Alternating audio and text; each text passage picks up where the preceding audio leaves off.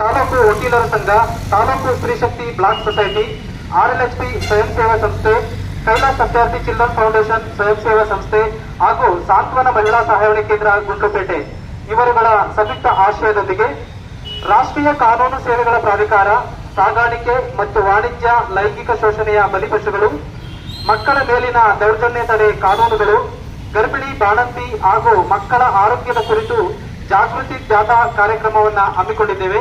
ಈ ಒಂದು ಕಾರ್ಯಕ್ರಮಕ್ಕೆ ಚಾಲನೆಯನ್ನ ನೀಡಲು ಗುಂಡ್ಲುಪೇಟೆ ತಾಲೂಕಿನ ಮಾನ್ಯ ತಹಶೀಲ್ದಾರ್ ಸಾಹೇಬ್ರವರು ಭಾಗವಹಿಸಿದ್ದಾರೆ. ಅವರಿಗೆ ತಮ್ಮೆಲ್ಲರ ಪರವಾಗಿ ತುಂಬ ಹೃದಯದ ಸ್ವಾಗತವನ್ನ ಬಯಸ್ತಾ ಇದ್ದೇನೆ.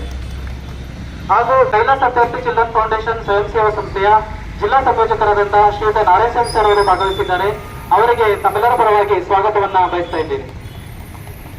ಹಾಗೂ ಈ ಒಂದು ಕಾರ್ಯಕ್ರಮದಲ್ಲಿ ಪೊಲೀಸ್ ಇಲಾಖೆಯ ಶ್ರೀಯುತ ಸಿದ್ದರಾಜ್ ಸರ್ ಅವರು ಭಾಗವಹಿಸಿದ್ದಾರೆ. ಅವರಿಗೆ ತಮ್ಮೆಲ್ಲರ ಪರವಾಗಿ ಸ್ವಾಗತವನ್ನ ಬಯಸ್ತಾ ಇದ್ದೀನಿ.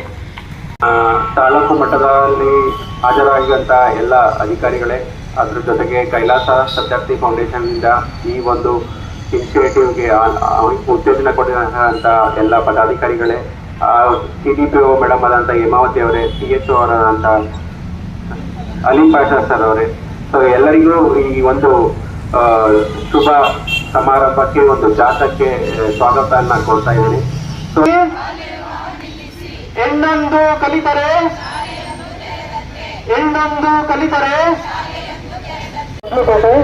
ಕರ್ನಾಟಕ ರಾಜ್ಯ ಮಕ್ಕಳ ಹಕ್ಕುಗಳ ರಕ್ಷಣಾ ಆಯೋಗ ಬೆಂಗಳೂರು, ತಾಲೂಕು ಆಡಳಿತ ಮತ್ತು ತಾಲೂಕು ಪಂಚಾಯತ್ ಬೆಂಗಳೂರು, ಶಾಲಾ ಶಿಕ್ಷಣ ಇಲಾಖೆ, ಕಾರ್ಮಿಕ ಇಲಾಖೆ, ಪೊಲೀಸ್ ಇಲಾಖೆ, ಆರೋಗ್ಯ ಮತ್ತು ಕುಟುಂಬ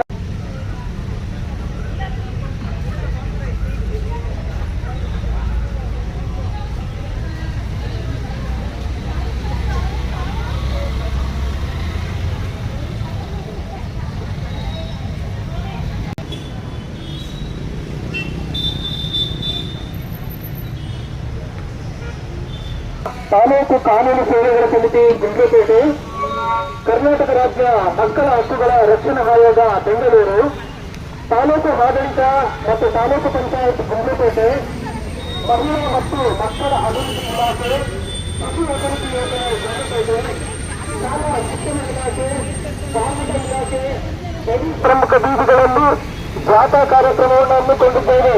ನಾಗರಿಕರು, ಸಾರ್ವಜನಿಕರು ತಮ್ಮ ಅಕ್ಕಪಕ್ಕದ ಮನೆಗಳಲ್ಲಿ, ತಮ್ಮ ಊರುಗಳಲ್ಲಿ ಯಾವುದಾದರೂ ಚಿಕ್ಕ ಮಕ್ಕಳಿಗೆ ಮದುವೆಯಾಗುತ್ತಿದ್ದರೆ ಹಾಗೂ ಮಕ್ಕಳು ಶಾಲೆಯಲ್ಲಿ ವಂಚಿತರಾಗಿದ್ದರೆ ಅವರನ್ನ ಸಹಾಯವನ್ನು ತಲುಪಬೇಕೆಂದು ವಿನಂತಿ ಮಾಡಿಕೊಳ್ಳುತ್ತಿದ್ದೇವೆ. ಕಾರ್ಯಕ್ರಮದಲ್ಲಿ ಭಾಗವಹಿಸತಕ್ಕಂಥ ಪ್ರತಿಯೊಬ್ಬರಿಗೂ ಕೂಡ ಜೈಲು ಶಿಕ್ಷೆ ಆಗುವಂತ ಒಂದು ಯೋಜನೆಯಿಂದ ಅದರಲ್ಲಿ ಕಾರ್ಯಗಳನ್ನು ಸಹಕರಿಸಬೇಕೆಂದು ವಿನಂತಿ ಮಾಡಿಕೊಳ್ಳುತ್ತಿದ್ದೇವೆ. ಬಾಲ್ಯ ನಿಷೇಧ ಹಾಗೂ ಬಾಲ ಕಾರ್ಮಿಕ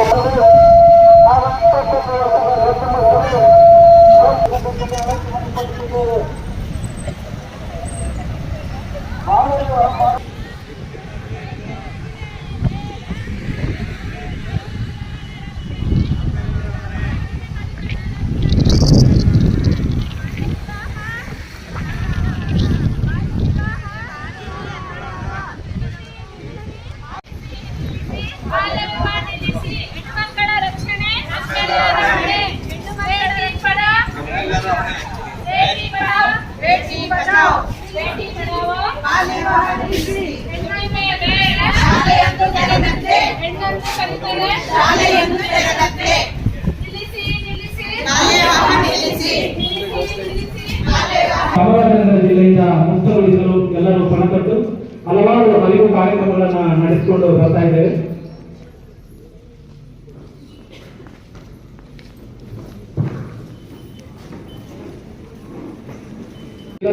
ಫೌಂಡೇಶನ್ ಸ್ವಯಂ ಸೇವಾ ಸಂಸ್ಥೆ ಹಾಗೂ ಸಾಂತ್ವನ ಮಹಿಳಾ ಸಹಾಯವಾಣಿ ಕೇಂದ್ರ ಗುಂಡ್ಲುಪೇಟೆ ಇವರುಗಳ ಸಹಯೋಗದೊಂದಿಗೆ ರಾಷ್ಟ್ರೀಯ ಕಾನೂನು ಸೇವೆಗಳ ಪ್ರಾಧಿಕಾರ, ಸಾಗಾಣಿಕೆ ಮತ್ತು ವಾಣಿಜ್ಯ ಲೈಂಗಿಕ ಶೋಷಣೆಯ ಬಲಿಪಶುಗಳು ಯೋಜನೆ 2015 ಮಕ್ಕಳ ಮೇಲಿನ ದೌರ್ಜನ್ಯ ತಡೆ ಕಾನೂನು ಸಾರ್ವಜನಿಕ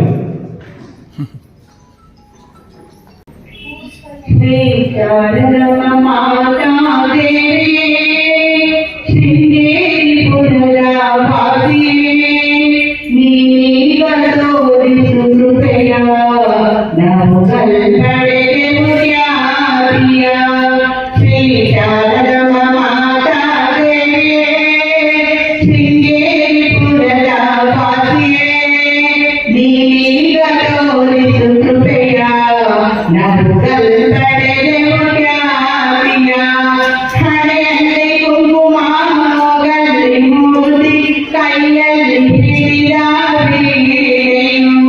ಹಣೆಯಲ್ಲಿ ಕುಂಕುಮ ಮೂಗಲ್ಲಿ ಮೂಡಿ ಕೈಯಲ್ಲಿ ಹಿಡಿದ ವೀಣೆಯು ಇವೆಲ್ಲ ನಿನ್ನಯ ರೂಪವು ಶೃಂಗೇರಿ ಪುರದ ವಾಸನೆ ನೀಗ ತೋರಿಸುತ್ತೇಯ ನಮುಗಲ್ ಪಡೆದೆವು ಖ್ಯಾತಿಯ ನಮುಗಲ್ ಪಡೆದೆವು ಖ್ಯಾತಿಯ ನಡುನೀರಿನಲ್ಲಿ ಕೈ ಬಿಡಬೇಡ. ಮತ್ತು ಮಹಿಳಾ ಮತ್ತು ಮಕ್ಕಳ ಅಭಿವೃದ್ಧಿ ಇಲಾಖೆ, ಆರೋಗ್ಯ ಇಲಾಖೆ ಮತ್ತು ಸಮಾಜ ಕಲ್ಯಾಣ ಇಲಾಖೆ ಹಾಗೂ ಇತರ ತಾಲೂಕಿನ ಎಲ್ಲ ಇಲಾಖೆಯ ಪುರಸಭೆ, ಎಲ್ಲ ಇಲಾಖೆಯ ನೌಕರ ವರ್ಗದವರು ಈ ಕಾರ್ಯಕ್ರಮಕ್ಕೆ ಹೆಚ್ಚಿನ ಸಹಕಾರವನ್ನು ನೀಡಿದರೆ ಅವರೆಲ್ಲರಿಗೂ ಕಾರ್ಯಕ್ರಮಕ್ಕೆ ತುಂಬು ಹೃದಯದ ಸ್ವಾಗತವನ್ನು ಕೋರುತ್ತಿದ್ದೇವೆ.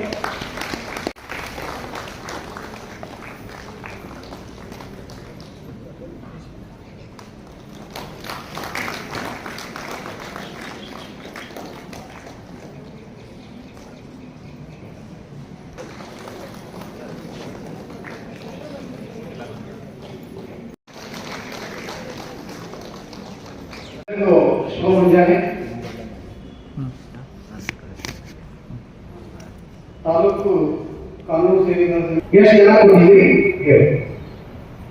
ಎಷ್ಟು ಜನ ಕೊಟ್ಟಿದ್ದೀರಿ? ಏನ್ ಉದ್ದೇಶ ಇಟ್ಕೊಂಡ್ಬಿಟ್ರಿ ನೀವು? ಪಾಪ ಏನೋ ತೊಂದರೆ ಇದೆ, ಬಹಳ ತೊಂದರೆ ಇದೆ ಅವರಿಗೆ ಅಂತ ಹೇಳಿಕೊಡಿ. ಅದೇ ರೀತಿ ಈ ಬೆಂಗಳೂರಿನ ಪ್ರದೇಶದಲ್ಲಿ ಮೆಜೆಸ್ಟಿಕ್ಗಳಲ್ಲಿ ಹೋಗ್ಬೇಕಾದ್ರೆ ಒಂದು ಮಗುನ ಅದರ ಒಂದು ಕೈನೋ ಅಥವಾ ಕಾಲು ಇರೋದಿಲ್ಲ, ಅದನ್ನು ರೋಡಲ್ಲಿ ಮಲಗಿಸ್ಬಿಟ್ಟು ಅದ್ರ ಪಕ್ಕ ತಗೊಂಡಿರ್ತಾರೆ. ಅದೇನೋ ಕವಿಯೋ ಹಾಕೊಂಡು ಭಿಕ್ಷೆ ಹಾಕಿ ಅಂತಾರೆ. ನೋಡಿ, ಉದ್ದೇಶ ಇಷ್ಟೇ.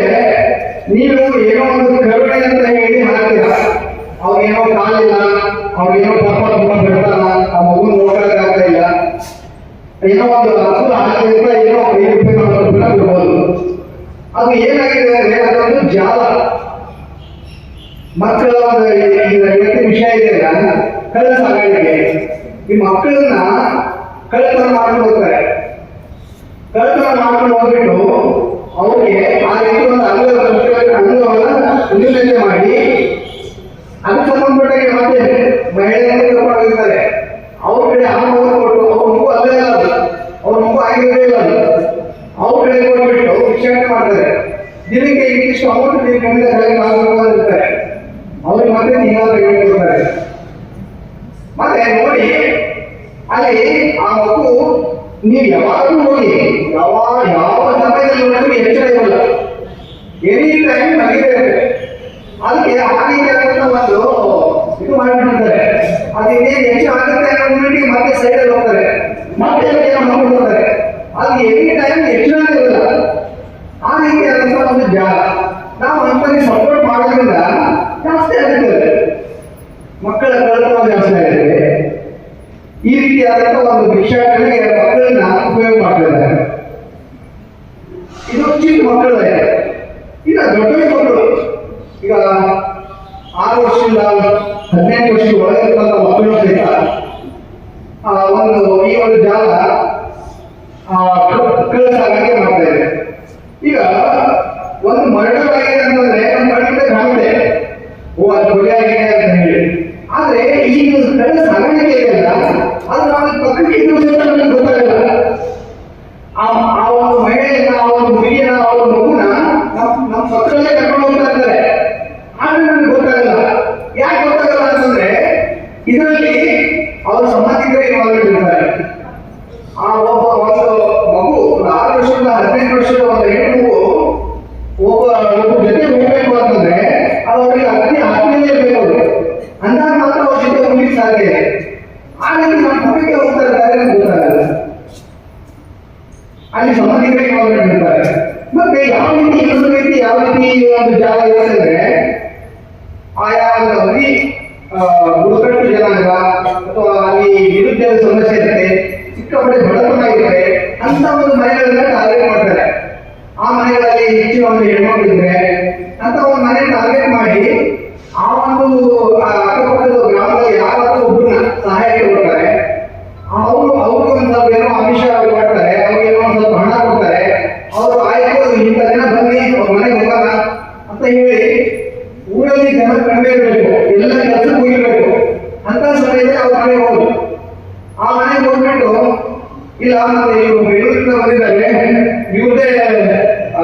ಏನಾದ್ರು ಸೈಕ್ಲಿಂಗ್ ಏನಾಗ್ತಿಲ್ಲ ಅದಕ್ಕೆ ಸೈಕ್ಲಿಂಗ್ ಏನು ಅಂತಲ್ಲ ಏನಂತಾರೆ ಗಾರ್ಮೆಂಟ್ಸ್ಗೆ ಇವರೇ ಸ್ವಂತ ಗಾರ್ಮೆಂಟ್ಸ್ ಇದೆ.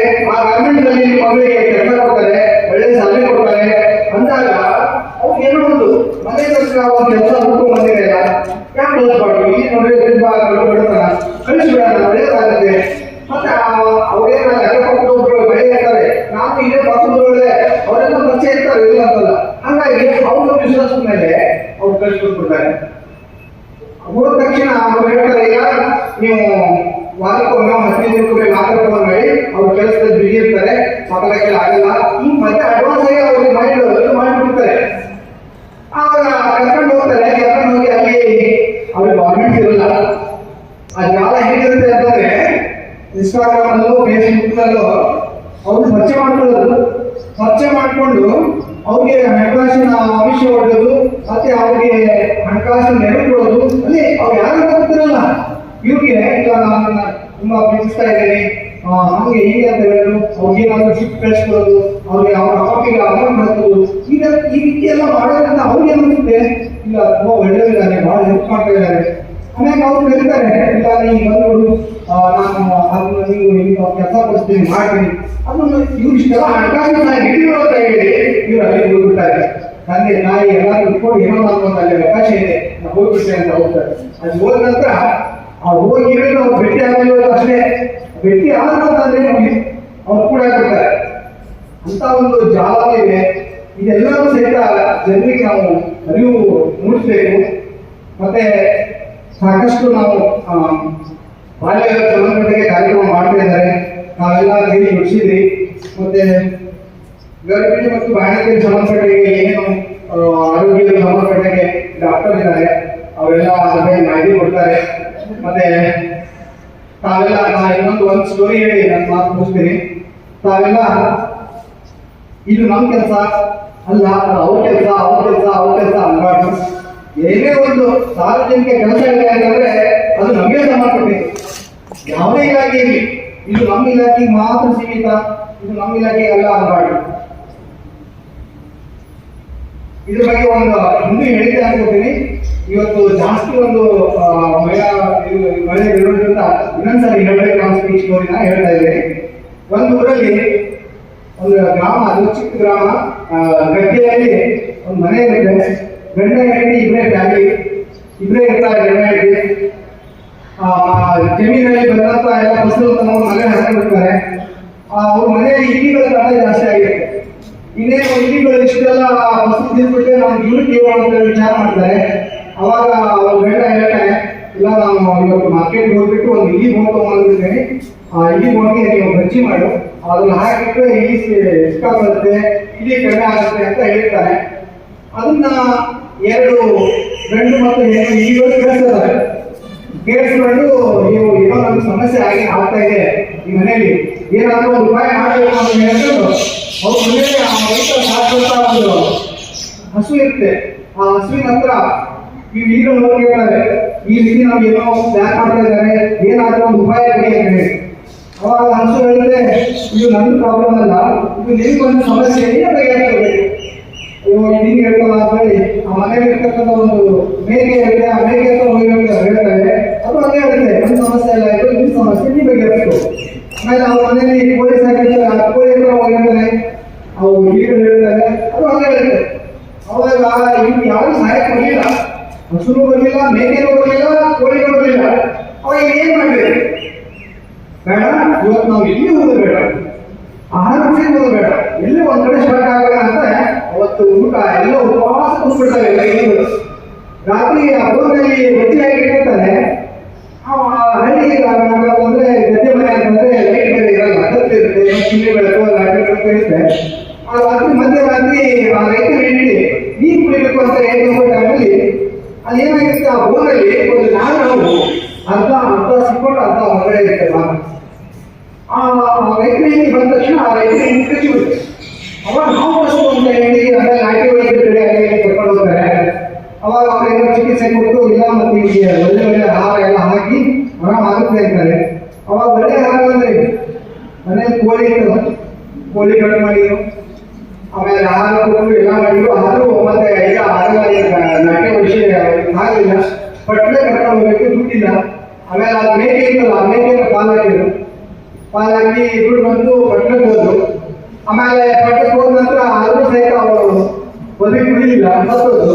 ಕಡೆ ಮನೆ ತಿಥಿ ಕಾರ್ಯ ಮಾಡಿ ಕುಡಿದಿಲ್ಲ, ಆ ಹಸುವನ್ನು ಸಹಿತ ಕಟ್ಟಬೇಕು ಮಾಡಿದ್ರು. ನೋಡಿ, ಇಲ್ಲಿ ಆ ಇಲಿಗಳು ಬಂದು 3 ಪ್ರಾಣಿಗಳಿಗೆ ಮತ್ತೆ ಈ ಕೋಳಿಗೆ ಕೇಳಿದಾಗ ಏನಾದರೂ ಒಂದು ಸೊಲ್ಯೂಷನ್ ಕೊಟ್ಟಿದ್ರೆ ಅವು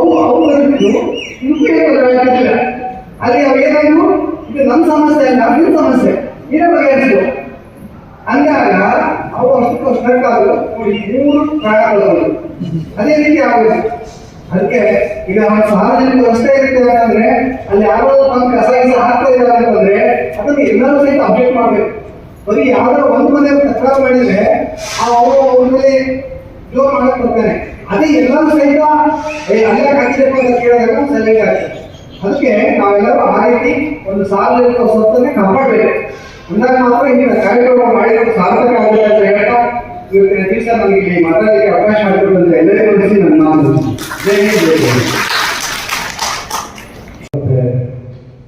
ವಕೀಲ ಸಂಘದ ಅಧ್ಯಕ್ಷರೇ, ಕಾರ್ಯದರ್ಶಿಗಳೇ, ವಿವಿಧ ಇಲಾಖೆಗಳ ಮುಖ್ಯಸ್ಥರೇ, ಅಂಗನವಾಡಿ ಕಾರ್ಯಕರ್ತರೆ ಮತ್ತು ಆಶಾ ಕಾರ್ಯಕರ್ತರೆ ಹಾಗೆ ಇರುವ ಎಲ್ಲ ಮಹಿಳೆಯರೇ, ಈ ಕಾರ್ಯಕ್ರಮದ ಉದ್ದೇಶ ಈಗಾಗಲೇ ಬೆಳಗ್ಗೆ ನೀವು ಜಾಥಾ ಮಾಡಿ ಬಂದಿದ್ದೀರಿ ಬಾಲ್ಯ ವಿವಾಹ ನಿಷೇಧದ ಕುರಿತಂತೆ.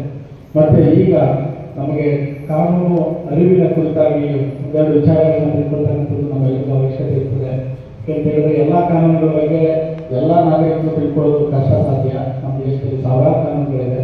ಆದರೆ ನಮಗಿರ್ತಕ್ಕಂಥ ಅಗತ್ಯ ಇರ್ತಕ್ಕಂಥ ಕೆಲವು ಕಾನೂನುಗಳ ಬಗ್ಗೆ ನಮಗೆಲ್ಲರಿಗೂ ಅರಿವಿರಬೇಕು ಅನ್ನೋದ್ರ ಬಗ್ಗೆ ನೀವು ಈಗ ಸಾಕಷ್ಟು ಕಾರ್ಯಕ್ರಮಗಳು ಈ ಕಾನೂನು ಅರಿವು ಕುರಿತಂತೆ ನಮ್ಮ ತಾಲೂಕು ಕಾನೂನು ಸೇವಾ ಸಮಿತಿ ಮತ್ತು ವಕೀಲರ ಸಂಘ ಹಾಗೂ ವಿವಿಧ ಇಲಾಖೆಗಳ ನೇತೃತ್ವದಲ್ಲಿ ಸಾಕಷ್ಟು ಕಾರ್ಯಕ್ರಮಗಳು ನಡೆಯುತ್ತಿರ್ತವೆ.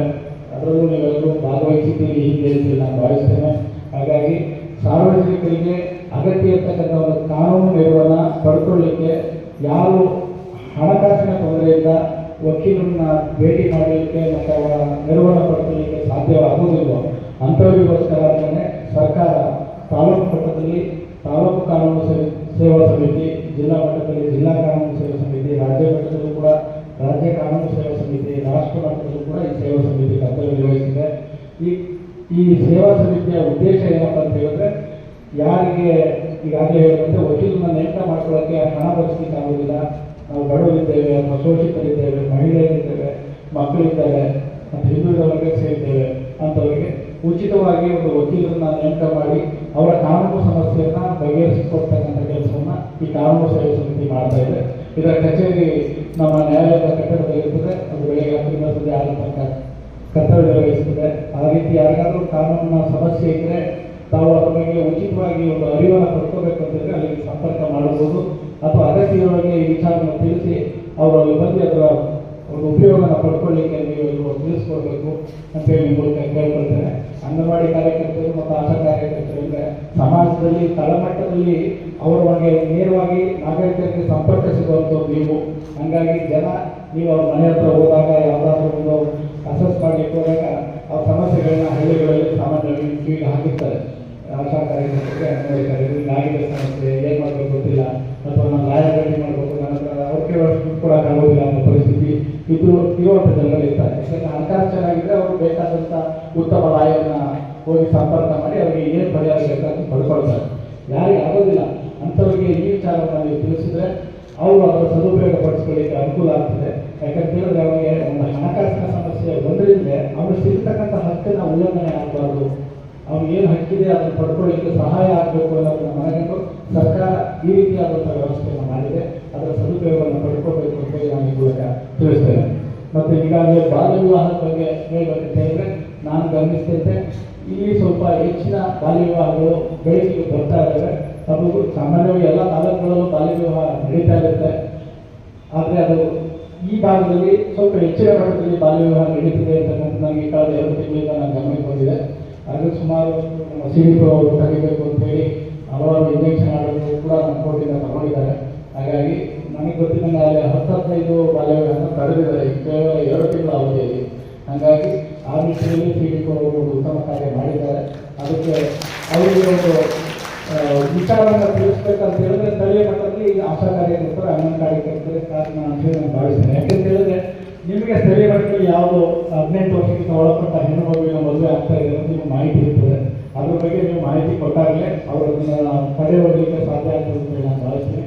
ಹಾಗಾಗಿ ಈ ಹೆಚ್ಚಿನ ಮಟ್ಟದಲ್ಲಿ ಈ ರೀತಿ ಬಾಲ್ಯ ವಿವಾಹ ತಡೆಗಟ್ಟುವ ಒಂದು ಮನೋಪ್ರವೃತ್ತಿಯನ್ನು ನಾವೆಲ್ಲರೂ ಬಳಸ್ಕೋಬೇಕು. ಯಾಕೆಂತ ಹೇಳಿದ್ರೆ ಬಾಲ್ಯ ವಿವಾಹ ಮಾಡೋದ್ರಿಂದ ಆ ಮಗುವಿಗೆ ಮಾನಸಿಕವಾಗಿ ದೈಹಿಕವಾಗಿ ಒಂದು ಆರೋಗ್ಯ ಕುಂಠಿತ ಆಗ್ತದೆ. ಆ ಮಗು ಮುಂದೆ ಉತ್ತಮವಾದ ಒಂದು ಭವಿಷ್ಯನ ಕಟ್ಟಿಕೊಳ್ಳಿಕ್ಕೆ ಸಮಸ್ಯೆ ಆಗ್ತದೆ. ಒಂದು ವಯೋಪ್ರವೃತ್ತಿ ಒಂದು ದೈಹಿಕ ಸಾಮರ್ಥ್ಯ ಕಡಿಮೆ ಇರ್ತಕ್ಕಂಥ ಸಮಯದಲ್ಲಿ ಅವ್ರಿಗೆ ಮದುವೆ ಮಾಡಿದ್ರೆ ಅವರು ಅನಾರೋಗ್ಯಕ್ಕೆ ತುತ್ತಾಗ್ತಕ್ಕಂಥದ್ದು ಮತ್ತು ಅವ್ರ ಹುಟ್ಟ ಮಕ್ಕಳು ಕೂಡ ಅನಾರೋಗ್ಯಕ್ಕೆ ತುತ್ತಾಗ್ತಕ್ಕಂಥದ್ದು, ಅವ್ರ ಜೀವನ ಪರ್ಯಂತ ಕಷ್ಟಪಡಬೇಕಾದಂಥ ಪರಿಸ್ಥಿತಿ ಉಂಟಾಗ್ತದೆ. ಅದರ ಅರಿವು ಹಳ್ಳಿಗಳಲ್ಲಿ ಸಾಮಾನ್ಯವಾಗಿ ಇರೋದಿಲ್ಲ. ಅದಕ್ಕೆ ಕಾರಣ ಅನಕ್ಷರತೆ ಇರ್ಬೋದು, ಬಡತನ ಇರ್ಬೋದು. ಇಂಥ ವಿಚಾರಗಳಿಂದ ಅವರು ಹೆಣ್ಣುಮಕ್ಕಳು ಹೊರೆಯನ್ನು ಭಾವಿಸಿ ಬೇಗ ಮದುವೆ ಮಾಡಿ ಕಳಿಸ್ಬೇಕು ಅಂತ ಈಗಾಗಲೇ ನಮ್ಮ ಸಾಹೇಬರಿಗೆ ಅವರೇ ಹಣ ಕೊಟ್ಟು ಮದುವೆ ಮಾಡ್ಕೊಡ್ತೀವಿ, ಖರ್ಚು ಕೊಡ್ತೀವಿ, ನಿಮಗೂ ದುಡ್ಡು ಕೊಡ್ತೀವಿ ಅನ್ನೋ ಒಂದು ಆಸೆಗಳನ್ನ ಮುಗಿಸಿ ಮದುವೆ ಮಾಡ್ಕೊಳ್ತಕ್ಕಂಥದ್ದು ಕಂಡು ಬರ್ತಾ ಇದೆ. ಯಾವಾಗ ನಾವು ಅಕ್ಷರಸ್ಥ ಆಗ್ತಾರೆ ಜನ ಮಕ್ಕಳು ನಮಗೆ ವಿದ್ಯಾಭ್ಯಾಸ ಕೊಡಿಸ್ತಾರೆ, ಆಗ ಮಕ್ಕಳು ಕೂಡ ಅದನ್ನು ವಿರೋಧಿಸ್ತಕ್ಕಂಥ ಒಂದು ಭಾವನೆ ಬೆಳವಣಿಗೆ ಆಗ್ತದೆ. ಅವರು ಏನಾದರೂ ಒಂದು ಸಾಧನೆ ಮಾಡ್ತಕ್ಕಂಥ ಒಂದು ಅವಕಾಶಗಳು ಅವ್ರಿಗೂ ಸಿಗುತ್ತೆ ಅಂತೇಳಿ ನಾನು ಹೇಳಿಕೆ. ವಿಶೇಷ ಆಹ್ವಾನಿತರಾಗಿ ಭಾಗವಹಿಸಿರುವ ಅಪಾರ ಸಿವಿಲ್ ನ್ಯಾಯಾಧೀಶರು ಮತ್ತು ಜೆಎಂಎಫ್ಸಿ ಗುಂಡ್ಲುಪೇಟೆಯವರಾದಂತಹ ಗೌರವಾನ್ವಿತ ಗಿರೀಶ್ ಆರ್ಬಿ ಸರ್ ಅವರು ಕಾರ್ಯಕ್ರಮ ಉದ್ದೇಶಿಸಿ ಮಾಹಿತಿ ನೀಡಿದ್ದಾರೆ. ಜಾಥಾ ಮುಖಾಂತರ ಉದ್ಘಾಟನೆಯಾಗಿ ವೇದಿಕೆ ಕಾರ್ಯಕ್ರಮ ಆಗಿ ನಮ್ಮ ನ್ಯಾಯಾಲಯದ ನ್ಯಾಯಾಧೀಶರುಗಳು ಕರ್ತವ್ಯದ ನಿಮಿತ್ತ ನ್ಯಾಯಾಲಯಕ್ಕೆ ಹೋಗಿದ್ದಾರೆ. ಹಾಗೆ ತಾಲೂಕು ದಂಡಾಧಿಕಾರಿಗಳಾದ ತಹಸೀಲ್ದಾರ್ ಸಾಹೇಬ್ ಕೂಡ ಅವರು ಕರ್ತವ್ಯದ ನಿಮಿತ್ತ ಅವರು ಕೂಡ ಹೋಗಿದ್ದಾರೆ. ವೇದಿಕೆಯಲ್ಲಿ ಬೇರೆ ಆಸೀನರಾಗಿರ್ತಕ್ಕಂಥ ಗಣ್ಯರೇ, ಇಲ್ಲಿ ನಡೆದಿರ್ತಕ್ಕಂಥ ಅಂಗನವಾಡಿ ಕಾರ್ಯಕರ್ತರೇ, ಶ್ರೀಶಕ್ತಿ ಒಕ್ಕೂಟದವರೇ, ಮಾಧ್ಯಮ ಮಿತ್ರರೇ ಹಾಗೂ ನನ್ನ ನ್ಯಾಯಾಲಯದ ಸಿಬ್ಬಂದಿ ವರ್ಗದವರೇ, ಈಗಾಗಲೇ ವಿಚಾರಗಳನ್ನ ಬಹಳ ಸವಿಸ್ತರವಾಗಿ ನಮ್ಮ ಇರುವರು ನ್ಯಾಯಾಧೀಶರುಗಳು ತಮಗೆ ಬಾಲ್ಯ ವಿವಾಹ ಮತ್ತೆ ಈ ಮಕ್ಕಳ ಕಳ್ಳ ಸಾಗಾಣಿಕೆ ಜಾಲ ಅನ್ನೋದ್ರ ಬಗ್ಗೆ ಬಹಳ ವಿವರವಾಗಿ ತಿಳಿಸ್ಕೊಟ್ಟಿದ್ದಾರೆ. ವೇದಿಕೆ ಮೇಲೆ ಆಸೀನರಾಗಿರುವ ಎಲ್ಲ ಗಣ್ಯರು ಮತ್ತೆ ಗ್ರಾಸ್ ರೂಟ್ ವರ್ಕರ್ಸ್ ಅಂತ ಏನು ನಮ್ಮ ಆಶಾ ಕಾರ್ಯಕರ್ತರು ಬಂದಿದ್ದಾರೆ. ಪ್ರತಿಯೊಂದು ಕಾರ್ಯಕ್ರಮದಲ್ಲೂ ಆಶಾ ವರ್ಕರ್ಸ್ ಇಲ್ಲ ಅಂದ್ರೆ ಆಗಲ್ಲ. ಸೊ ಆಶಾ ವರ್ಕರ್ಸ್ ಇದ್ದಾರೆ. ಜೊತೆಲಿ ಯಾವಾಗಲೂ ಕೈ ಜೋಡಿಸೋಕ್ಕೆ ಅಂಗನವಾಡಿ ವರ್ಕರ್ಸ್ ಕೂಡ ಬಂದಿದ್ದಾರೆ. ಸೊ ಎಲ್ಲರಿಗೂ ಮತ್ತೆ NGO ಫೌಂಡೇಶನ್ ಇಂದ ಬೇರೆ ಬೇರೆ ಇಲಾಖೆ ಬೇರೆ ಬೇರೆ NGOs ಕೂಡ ಬಂದಿದ್ದಾರೆ. ಸೊ ಮತ್ತೊಮ್ಮೆ ಎಲ್ಲರಿಗೂ ಸ್ವಾಗತ ಬಯಸ್ತೀನಿ. ಇದೊಂದು ಕಾರ್ಯಕ್ರಮ ಮಾಡಬೇಕಂತ ಒಂದು 15 days ಬ್ಯಾಕೆ ಮೇಡಮ್ಗೆ ನಮಗೆಲ್ಲ ಜಡ್ ಸರ್ ಕರೆಸಿದ್ರು. ಸೊ ನಮಗೂ ಅಷ್ಟು ಐಡಿಯಾ ಇರಲಿಲ್ಲ. ಮೇಡಮ್ CDP ಮೇಡಮ್ ತುಂಬ ನಮಗೆ ಹೆಲ್ಪ್ ಮಾಡಿದ್ರು. ಕಾರ್ಯಕ್ರಮ ಮಾಡಲೇಬೇಕು, ಒಂದು ಅವೇರ್ನೆಸ್ ಮಾಡಲೇಬೇಕು. ಯಾಕಂದರೆ ಹೆಣ್ಮಕ್ಳು ತುಂಬ ಇಂಪಾರ್ಟೆಂಟು ಸಮಾಜದಲ್ಲಿ. ಅವ್ರಿಗೆ ಒಂದು ಗೌರವ, ಒಂದು ರಕ್ಷಣೆ, ಒಂದು ಹಕ್ಕು, ಒಂದು ನ್ಯಾಯ, ರಕ್ಷಣೆ ಪ್ರತಿಯೊಂದು ಬೇಕು. ಇದ್ರ ಸಲುವಾಗಿ ಯಾವ ಥರ ಮಾಡಬೇಕು, ನಮ್ಮ ಇಲಾಖೆ ಅವ್ರ ಇಲಾಖೆ ಜಾಸ್ತಿ ಇದರಲ್ಲಿ ಇನ್ವಾಲ್ವ್ ಆಗಿರ್ತಾರೆ. ಸೊ ಮೇಡಮ್ ಈ ಥರ 3 days ಬ್ಯಾಕ್ ಹೇಳಿದ್ರು ಈ ಥರ ಮಾಡ್ತಿದ್ದೀವಿ ಅಂತ, ಬನ್ನಿ ಸರ್ ಅಂತ ನೀವು ಜಾಯ್ನ್ ಆಗಿ ಇದಕ್ಕೆ ಅಂತ. ಸೊ 2 ಡಿಪಾರ್ಟ್ಮೆಂಟು ಮತ್ತೆ ಬೇರೆ ಇಲಾಖೆ ಇನ್ನೂ 13 ಇಲಾಖೆ ಏನಿದೆ ಅವ್ರ ಜೊತೆ ಎಲ್ಲ ಸೇರಿ ಇದೊಂದು ಕಾರ್ಯಕ್ರಮ ಮಾಡ್ತಿದ್ದೀವಿ. ಸೊ ಎಲ್ಲರೂ ಬಂದಿದ್ದಾರೆ, ತುಂಬಾ ಖುಷಿಯಾದ ವಿಷಯ. ಮತ್ತೆ ಇಲ್ಲಿ ಬಂದಿರತಕ್ಕಂಥ ನನ್ನ ಸಹೋದರಿಯರೇ, ಆಶಾ ಕಾರ್ಯಕರ್ತರೆ ಮತ್ತು ಅಂಗನವಾಡಿ ಕಾರ್ಯಕರ್ತರೆ ಮತ್ತೆ NGO ಕೆಲಸ ಮಾಡ್ತಾ ಇದ್ದಾರೆ ಎಲ್ಲ ಸಿಬ್ಬಂದಿ ವರ್ಗದವರಿಗೆ ನಮಸ್ಕಾರ. ಇವತ್ತಿನ ಕಾರ್ಯಕ್ರಮ ನೀವು ಬೆಳಗ್ಗೆಯಲ್ಲಿ ಕೇಳಿದ್ವಿ. ನಾವು 8:00ಕ್ಕೆ ಬಂದಿರೋ ಆಶಾ ಕಾರ್ಯಕರ್ತರಿಗೂ ಅಂಗನವಾಡಿ ಕಾರ್ಯಕರ್ತರಿಗೆ ಹೊಟ್ಟೆ ಹಸಿವಾಗಿರ್ತದೆ. ಬೆಳಗ್ಗೆ ಯಾರು ತಿಂಡಿ ತಿಂದಿರುವುದಿಲ್ಲ. ಈಗ ಭಾಷಣ ಮಾಡ್ಕೊಂಡು ಕೂತಿದ್ರೆ ಯಾವಾಗಪ್ಪ ಮುಗಿಯುತ್ತೇನೆ ಅನ್ಸುತ್ತೆ. ನಾನು ನಿಲ್ಲಿಸ್ತೀನಿ ಬೇಗನೆ. ಏನೂ ಇಲ್ಲ, ನಿಮಗೆಲ್ಲ ಗೊತ್ತು ಚೈಲ್ಡ್ ಮ್ಯಾರೇಜ್ ಆಕ್ಟ್ ಎಲ್ಲ ಬಂದಿದೆ, ಬಾಲ್ಯ ವಿವಾಹ ನಿಲ್ಲಿಸಬೇಕು ಅಂತ ಹೇಳಿ. ಅದೇ ರೀತಿಯಲ್ಲಿ ಗಂಡು ಮಕ್ಕಳು ಯಾರು ಶಾಲೆ ಬಿಡಬಾರ್ದು, ಡ್ರಾಪ್ ಔಟ್ ಆಗ್ತಾರ ಅಂತ ಸ್ವಲ್ಪ ಅಬ್ಸರ್ವ್ ಮಾಡ್ಕೊಳ್ಳಿ. ಅಂಗನವಾಡಿ ಕಾರ್ಯಕರ್ತರಿಗೆ ತುಂಬಾ ಕೆಲಸನೇ ಇದೆ. ಹಾಗಾಗಿ ಎಲ್ಲದಕ್ಕೂ ನೀವಿಲ್ಲದ ಕೆಲಸ ಮಾಡೋಕ್ಕಾಗಲ್ಲ. ಆಶಾ ಕಾರ್ಯಕರ್ತರು ಏನೂ ಕಮ್ಮಿ ಇಲ್ಲ. ನ್ಯಾಯ ಹೇಳುವಾಗಲೇ ಹೇಳಿದ್ರು 2 ಗಂಡುಗಳು ಅಂತ ಹೇಳಿ. ಸಮಾಜದಲ್ಲಿ ಒಳ್ಳೆ ಕೆಲಸ ಆಗ್ಬೇಕು ಅಂತ ಹೇಳಿದ್ರೆ ಅಧಿಕಾರಿಗಳಿಗೆ ಮಾಹಿತಿ ಮುಟ್ಟಬೇಕು ಅಂತ ಹೇಳಿದ್ರೆ ಒಂದು ಅಂಗನವಾಡಿ ಕಾರ್ಯಕರ್ತಬೇಕು. ಈ ಕಡೆ ಸಿಂಕು ಆಗಿರ್ತೇವೆ ಆಶಾ ಕಾರ್ಯಕರ್ತರು ಬೇಕಾಗ್ತದೆ. ಈಗ ನೀವು ಮಾಡಿದ್ರೆ ಸಮಾಜದಲ್ಲಿ ಕಿರುಮಟ್ಟದಲ್ಲಿ ಕೆಲಸ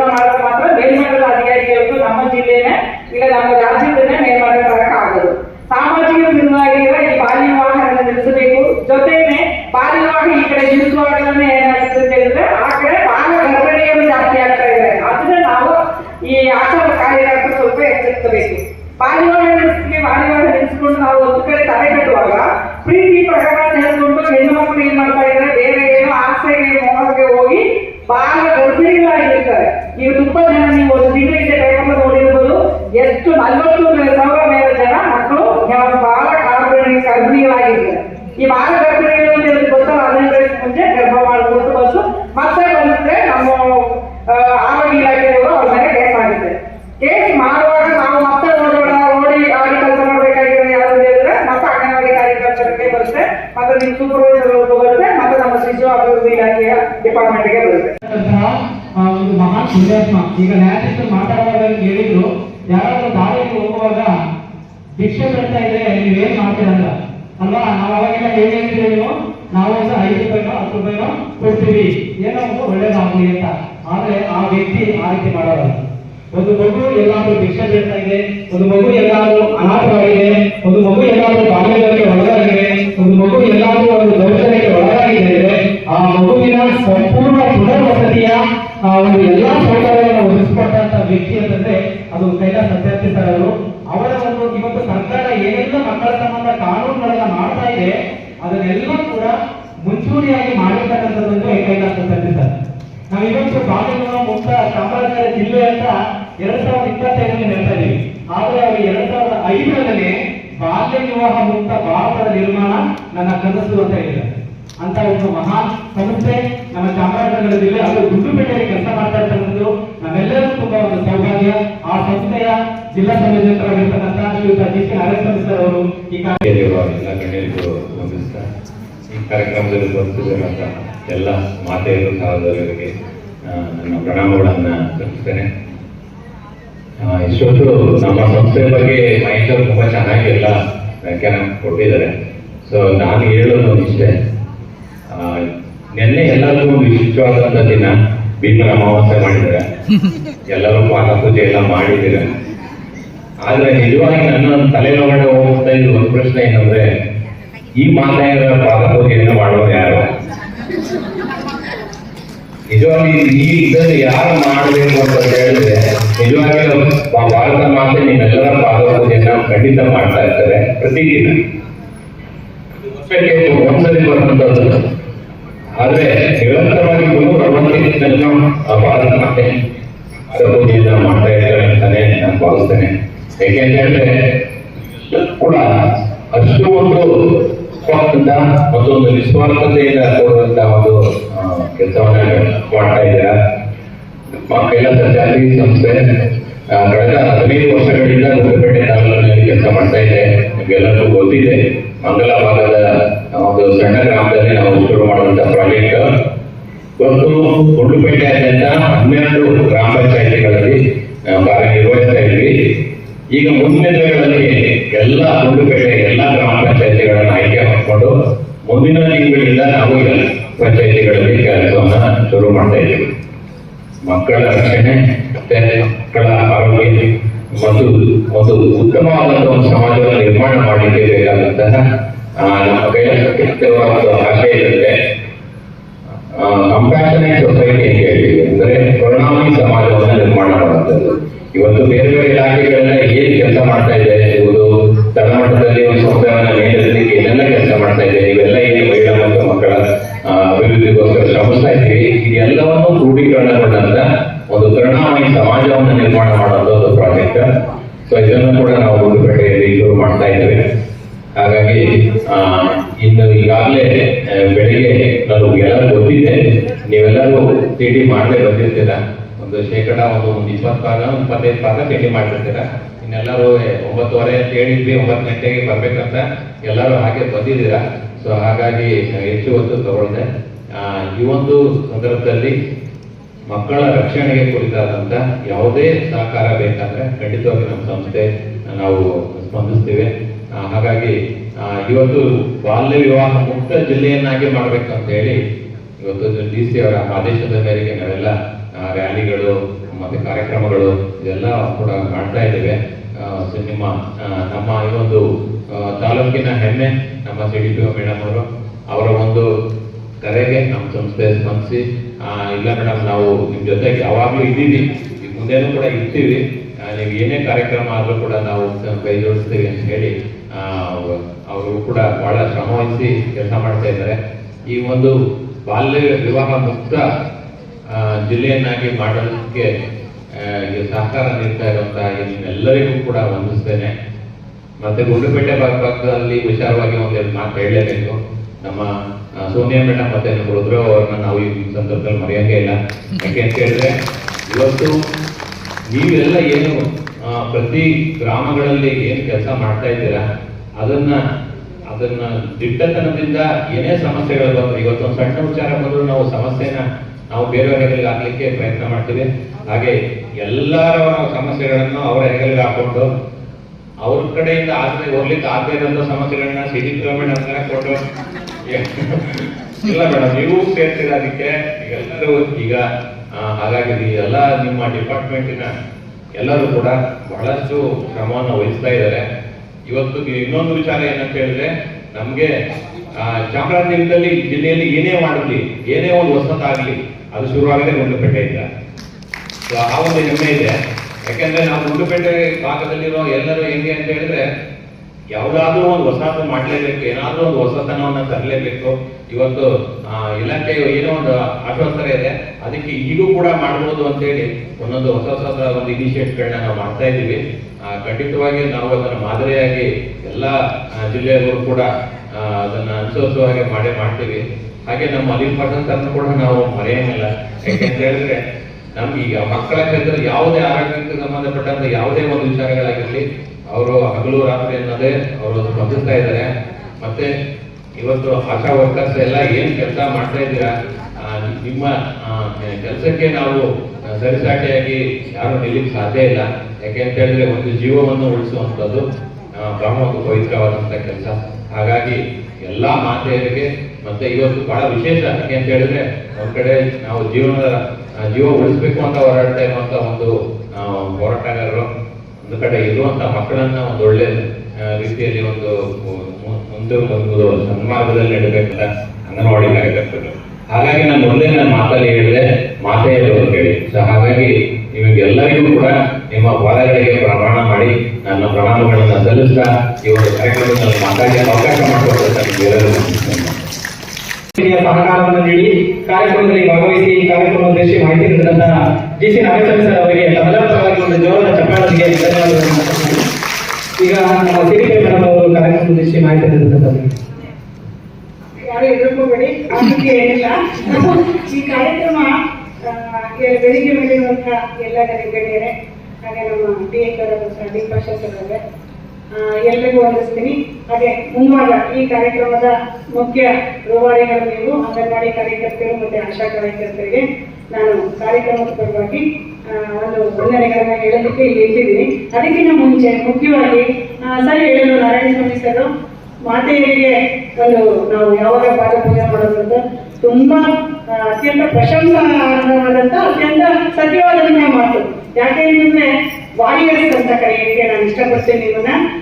ಏನು ಗಡಿಗಳಲ್ಲಿ ನಮ್ಮ ಸೈನಿಕರು ಹೇಗೆ ಹೋರಾಟ ಮಾಡ್ತಾ ಇದ್ದಾರೆ ಹಾಗೆ ದಿನನಿತ್ಯ ಅವರಿಗೆ ಎಲ್ಲಾ ಫೆಸಿಲಿಟಿ ಇರುತ್ತೆ, ಜನರ ಇಂಟ್ರಾಕ್ಷನ್ ಇರಲ್ಲ, ಆರಾಮಾಗಿ ಅವ್ರು ಇರ್ತಾರೆ. ಆದ್ರೆ ನೀವು ಜನರ ಮಧ್ಯದೊಳಗೆ ನಿಂತ್ಕೊಂಡು ಈಗ ತಾನೇ ಹೇಳಿದ್ರಲ್ಲ ಒಂದು ಯಾರನ್ನ ಒಬ್ಬರನ್ನ ಅಂಗನವಾಡಿ ಕಾರ್ಯಕರ್ತರನ್ನ ಬಹಿಷ್ಕಾರ ಹಾಕಿದ್ದಾರೆ ಅಂತ. ಈ ತರದ ಸಮಸ್ಯೆ ಸಮಾಜದ ಜೊತೆ ನೀವು ಕೆಲಸ ಮಾಡ್ತಾ ಇದ್ದೀರಾ, ಎಲ್ಲರಿಗೂ ದೊಡ್ಡ ಸಲ್ಯೂಟ್. ಮೊದಲನೇದಾಗಿ ಸಹಕಾರ ಕೊಟ್ಟಿದ್ದಾರೆ. ಈ ವೇದಿಕೆಯಲ್ಲಿ ಅವ್ರನ್ನೆಲ್ಲ ನಾನು ಸ್ಮರಿಸೋದಕ್ಕೆ ಇಷ್ಟಪಡ್ತೀನಿ. ಅದಲ್ಲದೆ ನಮ್ಮ ಅಂಗನವಾಡಿ